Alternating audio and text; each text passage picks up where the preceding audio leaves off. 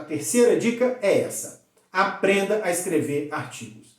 E aqui eu já tenho que começar combatendo muito fortemente um mito que talvez você já tenha ouvido ou talvez já tenha ensinado dessa forma. É o seguinte: o mito aqui é a ideia de que você deve esperar o seu TCC para poder começar a escrever artigo. O TCC geralmente é o resultado de alguns anos de pesquisa do graduando.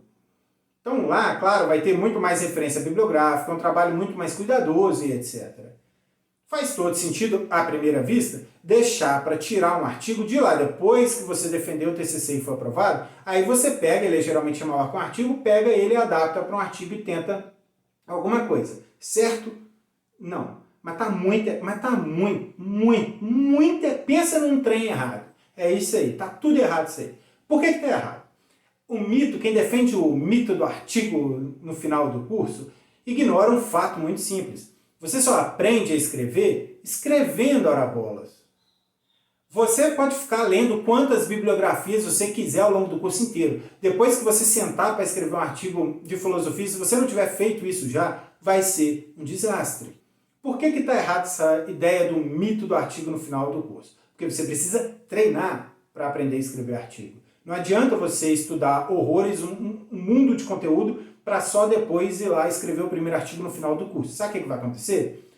Você não vai conseguir fazer um bom artigo, vai ter formado e não vai ter mais oportunidade de usar a sua graduação para treinar. Então comece a treinar a escrever artigo desde cedo, muito cedo mesmo. Ah, mas quanto cedo? Cara, se você tiver disposição, no segundo período já pode estar lá metendo o dedão lá na tecla, né? Hoje em dia não é mais na caneta. Então lá, mete o dedão na tecla lá, rapaz. O que você tem a perder? Nada. Então comece a escrever artigo desde muito cedo. Aliás, você pode usar as dicas que eu te dei aqui sobre como fazer uma disciplina para escrever artigo. Muitos professores pedem trabalhos no final da disciplina, ao invés de provinha. Quando eles pedem trabalhos, você pode entregar como trabalho um artigo.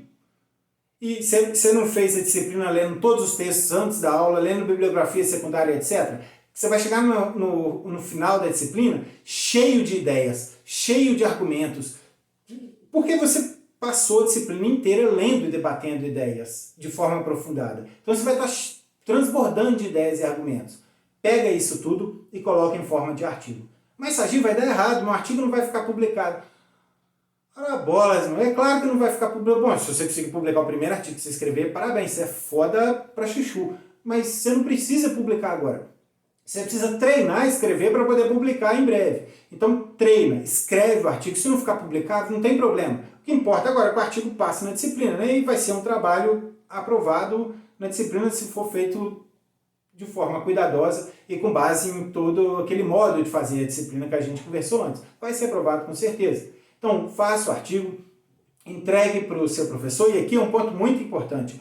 Não importa a sua nota, discuta o artigo. Porque acontece assim, aí você tira 10 no trabalho final para o segundo período, por exemplo, e pensa que não precisa discutir o artigo. Está errado, cara. Por que está errado? Porque o professor avalia de acordo com o grau exigido para o período.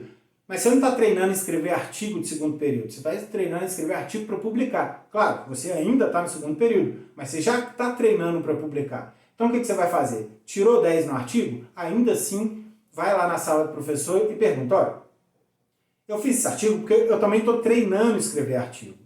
Você pode me informar o que está indo mal no artigo? Para no futuro eu poder começar a escrever artigo para publicar, o que eu tenho de aprender? O que esse artigo fez de errado? E ele vai te dar a dica, olha, eu começaria por aqui. Eu acho para começar que você está articulando mal os argumentos e seu problema está sendo esse aqui. Ele vai te apontar um conjunto de problemas que seu artigo está tendo. Agora o que você vai fazer? Na próxima disciplina para a qual você for redigir um artigo, é irrelevante que você vai publicar ou não. Mas na próxima para a qual você for redigir um artigo, você vai revisar os erros que ele apontou no seu primeiro. Seu próximo artigo vai ficar melhor. Você vai fazer isso a graduação inteira, mano. Aí quando você chegar na final, agora eu vou te perguntar novamente.